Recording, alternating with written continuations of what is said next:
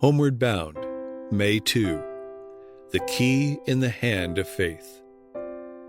And whatever things you ask in prayer, believing, you will receive. Matthew 21, verse 22.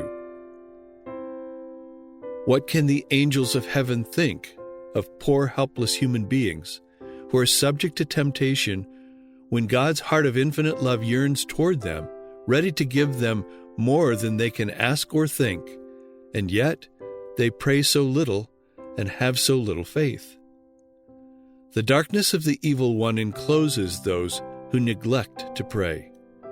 The whispered temptations of the enemy entice them to sin, and it is all because they do not make use of the privileges that God has given them in the divine appointment of prayer.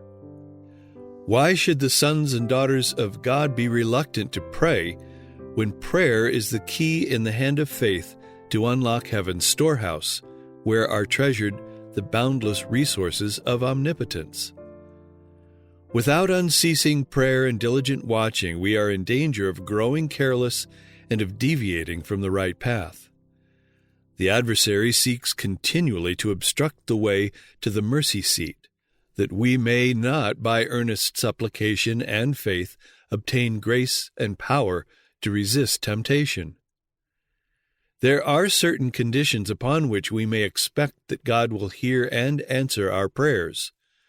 One of the first of these is that we feel our need of help from Him. He has promised, "I will pour water upon him that is thirsty, and floods upon the dry ground." Those who hunger and thirst after righteousness, who long after God, may be sure that they will be filled. The heart must be open to the Spirit's influence, or God's blessing cannot be received. Our great need is itself an argument, and pleads most eloquently in our behalf. But the Lord is to be sought unto to do these things for us. He says, "Ask, and it shall be given you." And He that spared not His own Son, but delivered Him up for us all, how shall He not with Him also freely give us all things? If we regard iniquity in our hearts, if we cling to any known sin, the Lord will not hear us, but the prayer of the penitent, contrite soul is always accepted. When all known wrongs are righted, we may believe that God will answer our petitions. Our own merit will never commend us to the favor of God. It is the worthiness of Jesus that will save us, His blood that will cleanse us. Yet we have a work to do in complying with the conditions of acceptance.